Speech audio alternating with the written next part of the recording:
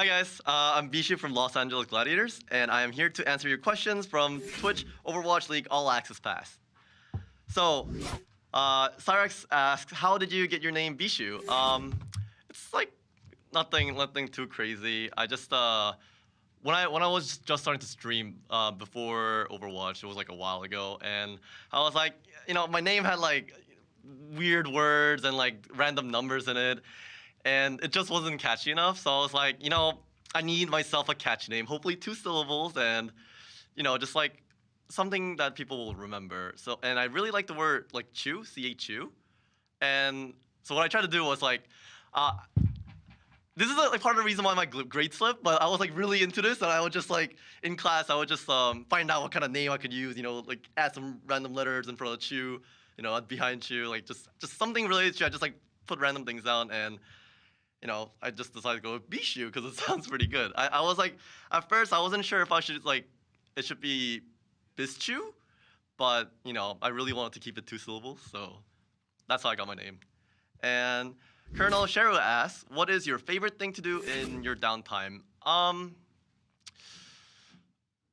Okay, so there's like, I usually just watch anime and read a lot of mangas, but, and I would like go out more, but the past like 2 months I've been a little sick, so I've been just like kind of my fun pastime would be just like lying in bed and just watching shows.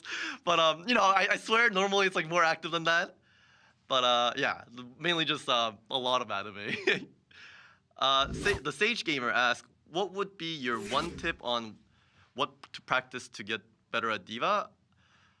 I would say there are like few stages to Diva gameplay, but I'd say if you were just starting out, it's really good to just focus on only going in or only peeling. Obviously, a good Diva knows when to peel, when to go in, but at start, it's like really confusing. For a lot of new Overwatch players, it's just like you have so many options as Diva. It's just like people get lost. Like they just get lost, and and a lot of times they're just like doing the least efficient thing because it seemed okay at the moment. But in a lot of times, in hindsight, when you look back, it's like the thing about Diva is that you can almost always make the better choice. It's just that you have like so many choices, and sometimes when you don't have that much time, you just kind of have to choose one and commit to it. So I would just practice committing on the action that you're on, like whether it's peeling or whether it's diving, just do it and finish it. And then if it doesn't work, you know why it was like a bad idea, and then you can just go fix it. A lot of Diva skill is just like a lot of trial and error. As a lot of you guys might know, my Diva wasn't exactly the best in stage 1. And I don't want to like, it was just like, for me, it was a little difficult because Asher just came and he didn't really speak English at all. So I actually had a hard time improving my own play just because like, I guess I was translating, but it's just like a lot. I just learned through a lot of trial and error, and of course, thanks to our coaches who helped me a lot with that. And Lilith 00013 asks, do you enjoy having the chance to play something other than Diva? So yeah, stage 4 Brigida is released, and I pronounced it right, I think. It's nice. It was nice. It was short-lived, but it was very nice. I played like Brigida for 2 games. I guess there's always Zarya, but to be honest, I was like, it's been Diva meta for so long that I committed a little bit too much of my time on Diva only, I think. So when Brigida first came out, it was just like everyone was just starting again, but so it was really nice to kind of be the first one to play it because like no one exactly knew how to play it, so it was like a really good time for me to pick it up, I think. But yeah, it was just like, it was really nice, but I'm back to the Diva one-trick duty now, so there goes that. Control Beat asks, what has been your most memorable moment this season? Yeah, okay, this one, I don't even have to think about it. So when Fisher first came over, it was like 2 games after Fisher came over, we were playing against London, and this kid was like not too excited. Like, I don't think, I'm sure Fisher talked about it too, but during the London game, his face was like, he was so pressured. And I don't know, I just like, Fisher was like really stressed out, and not gonna lie, we didn't have like the greatest first impression, just because like he was like, what was it? How should I say it? He was like moved against his own will in a way. I feel like, and I think everyone knows that by now. But he was pretty distressed, and I wasn't, to be honest, I wasn't like too confident going into, but I just really wanted to show Fisher something that he has a place in LA Gladiators, and we're his teammates, and I never played that well before. like I think that was probably the best game I've played throughout Overwatch League, or at least up to that time, that was the best game that I played. And well, what can I say? Fisher was happy. And what was it? Max Michaela asks, "Sup Bischu, in your opinion, what is the best way to use Diva Ultimate and why?" Well, just looking at today, I had some like pretty good Diva ults and like really bad Diva ults, I think. Learning how to use Diva ults a little bit difficult because a lot of time you don't really know that, like, you don't really know where it's landing exactly. Well, a lot of it's trial and error, and you kind of need like somebody to help you out to see like where it lands, and just like knowing all the good spots, I guess. But it's also, there are other things that you need to remember. Like just because you know these pre-bomb spots, it's like a lot of times it's not really, you can't really use it. A lot of times it's not practical. So what you can do, however, if you play Diva a lot, you kind of know how long the shift is and where it might possibly land. And so and like right now, there's not a lot of Lucios. It's back to a lot of Zen Mercy. Then they're not that mobile. So if they don't really have, if they're in like a corner, and the monkey doesn't have bubble, or like the Reinhardt's away from their supports or whatever, that's when you can really take it. Around corners, and when they don't have like escape cooldowns or bubbles to protect their supports. And and there are the bombs where you're just like, this is looking juicy. I'm not sure if it's gonna hit, but this is looking juicy, so I'm gonna take it. 80% of the time, it's probably gonna kill no one, but for that 20% of the time, it's definitely worth it. Yeah. Sorry, 1 second.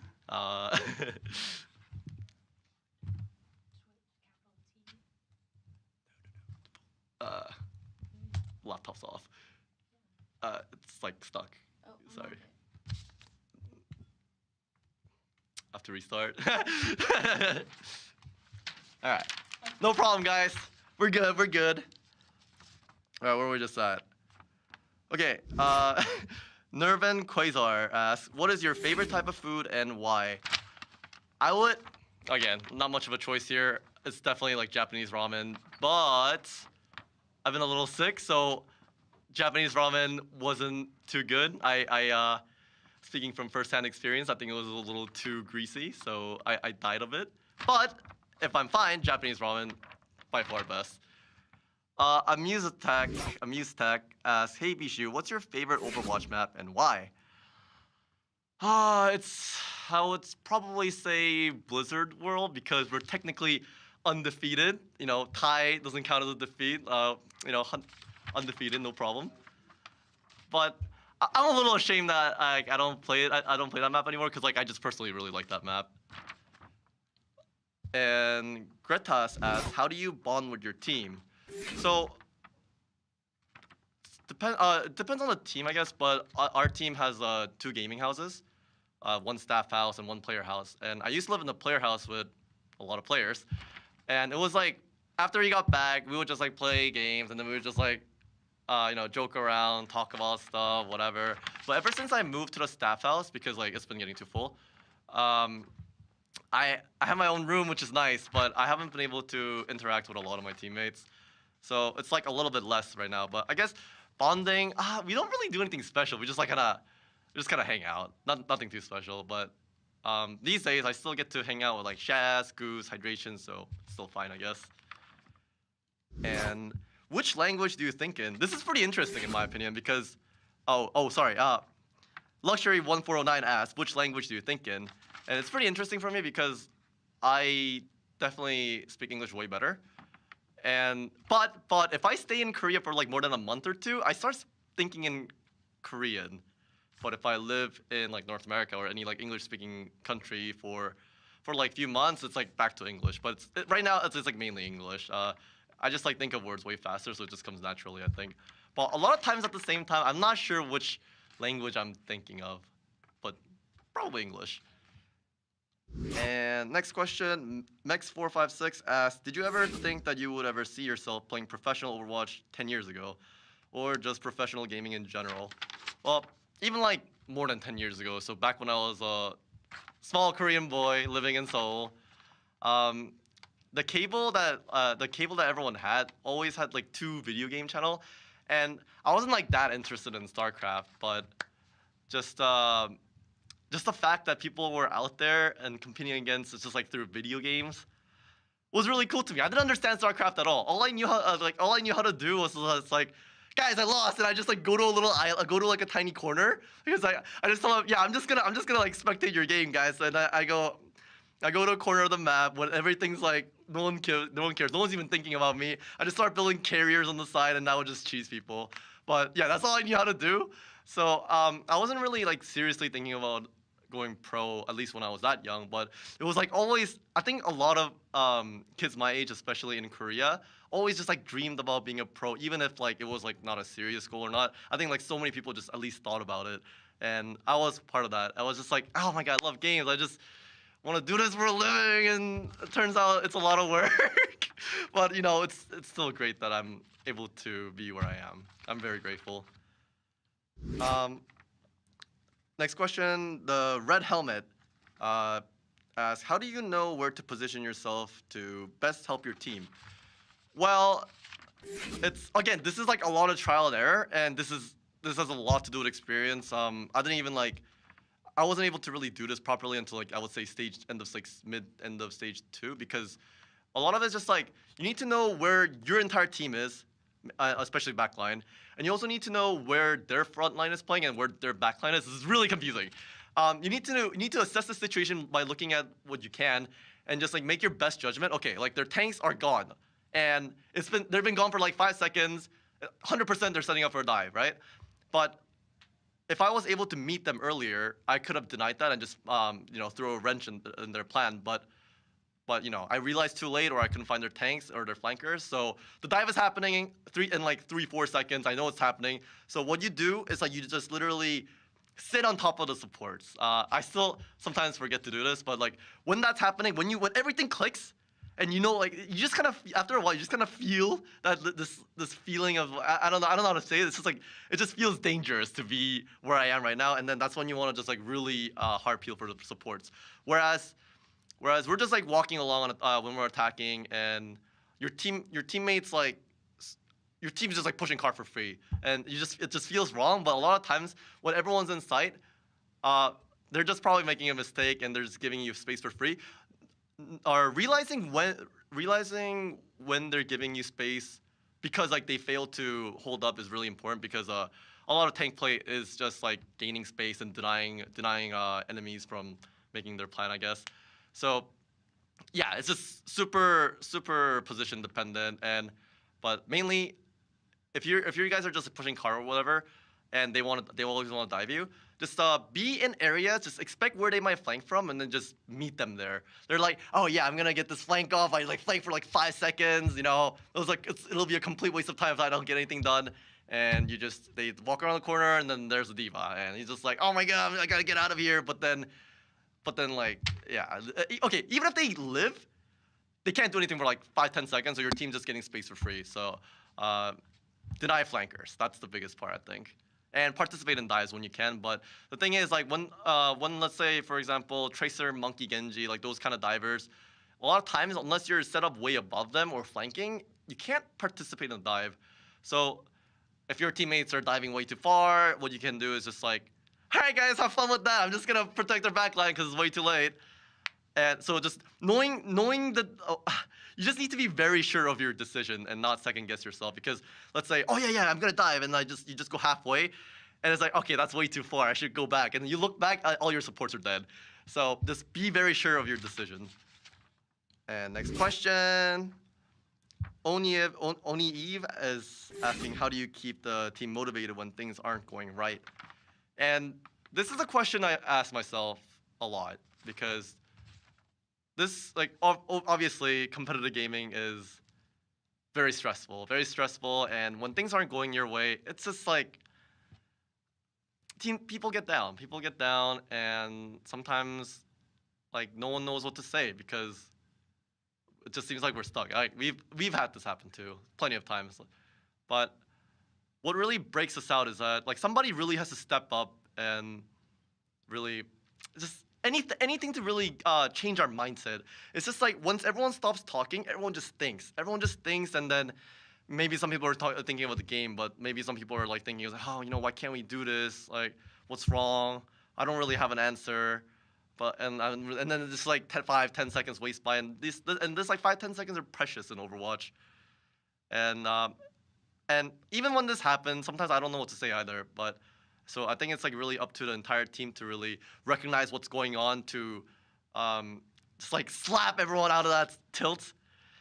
And I wish I could be better at that. I think Goose really helps us with that too.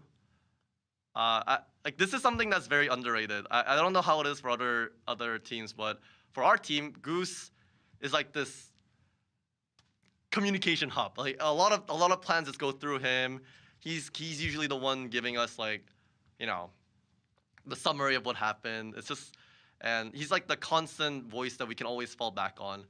And thanks to Goose, I think we really got out of that rut that we would have sometimes. Like, oh god, we just like screwed up on our push for 3 times in a row. They have like 6 ults, and we're like down everything. It just seems really grim. But sometimes like it doesn't. Not always Goose either. Like just somebody on the team will like says the right thing. Not even the right thing, but just anything to like break us out of that mentality, and really helps the team.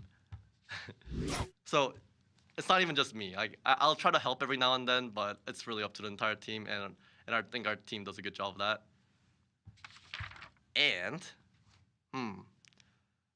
Blade Swordsman asks, how hard is it to translate Korean to English mid-game so the whole team is on the same page? Well, 이게 동시에 번역한다는 게 확실히 힘들긴 한데 뭐라고 해야 되나, 이게 처음에 비해서 피셔랑 애셔도 진짜 영어 많이 배웠고, 이제 영어 조금 힘든 사람은 보이드밖에 없는데 보이드 이제 빨리 배우고 있고, 다음 시즌엔 진짜 재밌을 것 같아요. 이게 근데 막 게임 내에서는 근데 막 뭐 피셔가 뭐 말하고 싶은 거 있으면은 그냥 빨리, 그럴 때는 그냥 빨리 통역해 주는데 이게 막상 그렇게 많지가 않아요. So what I said was, it's actually not that hard to translate. A lot of times when I have to translate, it's like it's not mid-fight. Only time I call anything in Korean mid-fight is like when I directly need to talk to Fisher or Asher. So no one else will, like no one, like they know for a fact that I'm communicating with them, so like they don't get lost.